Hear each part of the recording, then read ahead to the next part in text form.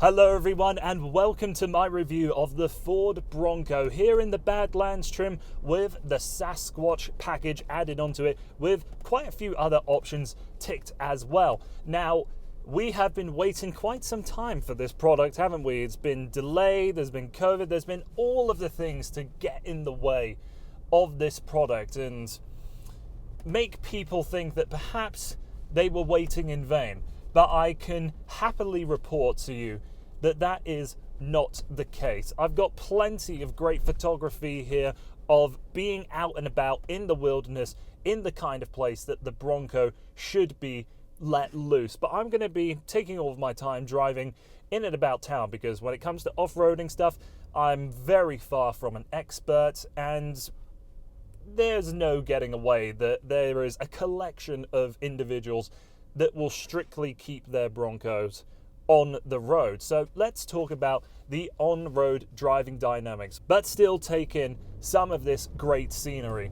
So with the Badlands trim, I'll just talk about some of the surface level things. Don't want to compare trim level to trim level.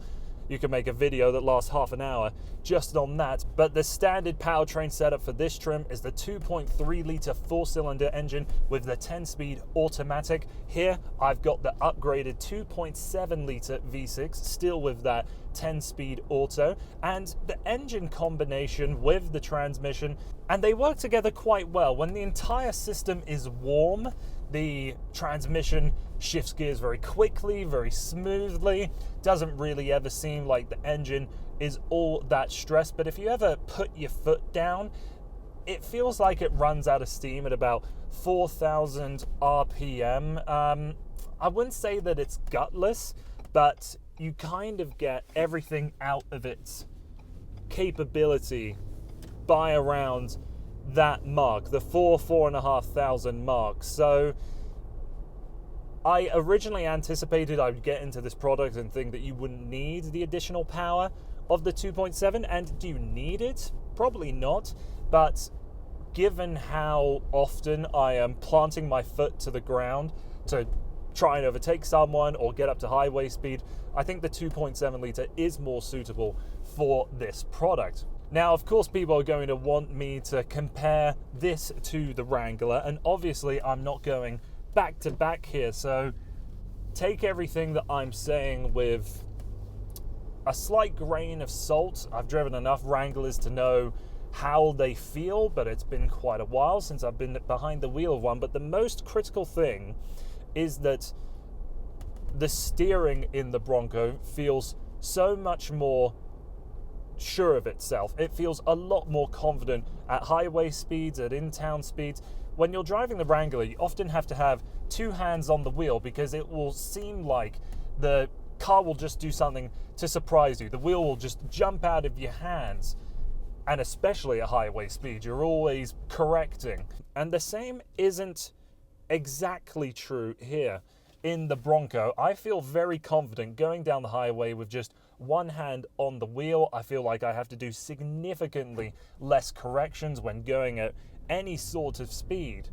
So the Bronco feels a lot easier to live with or go on your day-to-day commute with, but maybe that will take away some of the adventure that people that go out and buy a Wrangler are looking for. They want not only the image of a Wrangler, but how it doesn't drive like any other mid-size SUV. It does feel distinctly like a Wrangler.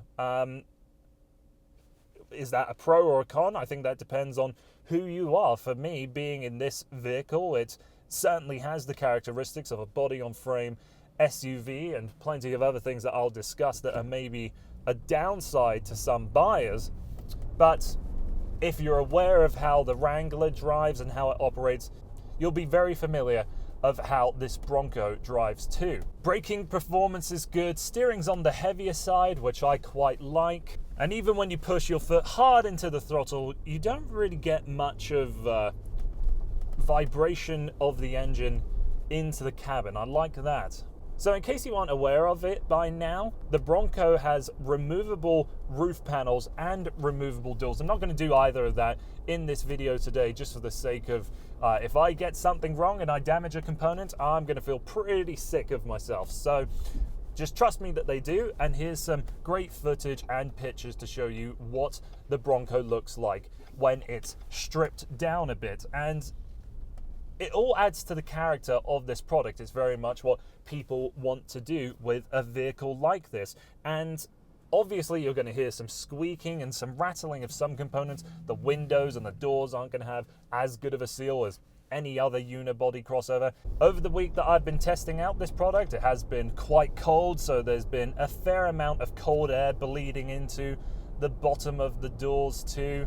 And of course that means that when you're going at highway speeds, it is very noisy in the cabin of the Bronco. If you have a passenger beside you at highway speeds, you're both going to need to raise your voices a little bit.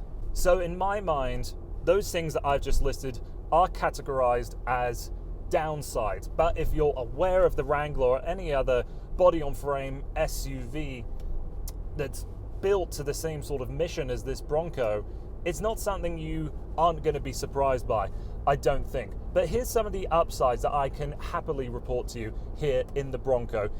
With the structure, the frame, the interior quality, I'm pretty impressed with this Bronco. There's a lot of uniquely Bronco components, like the rubberized components here on the steering wheel, the air vents, the rotary wheel for the goat modes, the shifter, quite a few other components, and all of them feel incredibly well engineered. They feel tough, they feel slick, and these big grab handles that you have on the sides of the dash, they feel like they are integrated into the frame of the vehicle. I like how the steel bumpers front and back have enough space that you could step up onto the roof if you needed to, or just access something. Those feel incredibly sturdy. Here we have the upgraded vinyl and leather seats, and not only do they look good and feel quite tough, they're quite grippy as well. So if you're ever doing some off-roading, you don't feel like you're sliding out of the bottom of the chair, despite it not being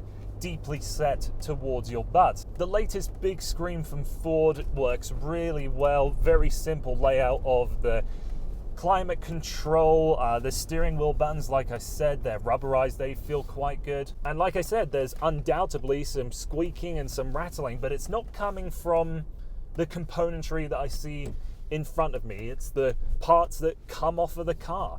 And I don't think that's anything that Ford has anything to be ashamed about, really. It's totally within the scope of what this product should be. Another quick thing, this has the B&O sound system, and even though it sounds quite distant, I think Ford did a good job with what they could do.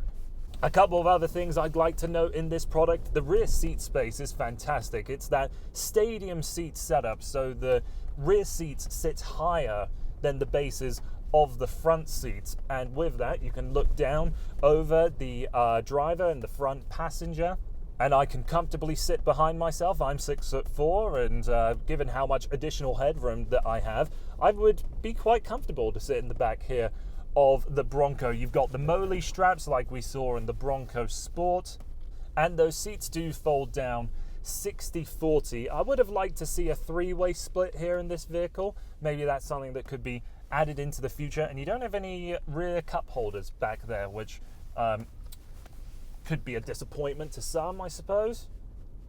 And then finally, talking about the boot space isn't huge. You have a little bit of space underneath, but that is reserved for your wheel jack and a few other wheel changing components. There's quite a big lip from the base of the seat to where the flat floor of the boot is, but you can see it's all rubberized back there, so it'll be easy to clean if you ever get your mucky boots or a dog back there and you need to quickly clean it out.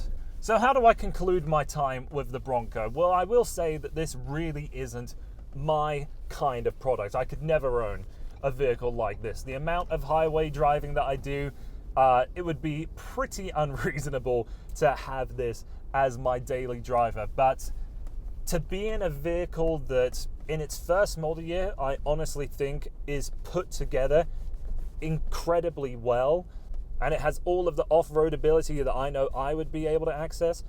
I think this Bronco is a tremendous vehicle. I hope in the future I'll be able to test out the two-door model, maybe give that 2.3 litre engine a go with the manual transmission. But for now, I'd say that if you have a Bronco on the way, you will not be disappointed. And if you have one already, I really hope it treats you well.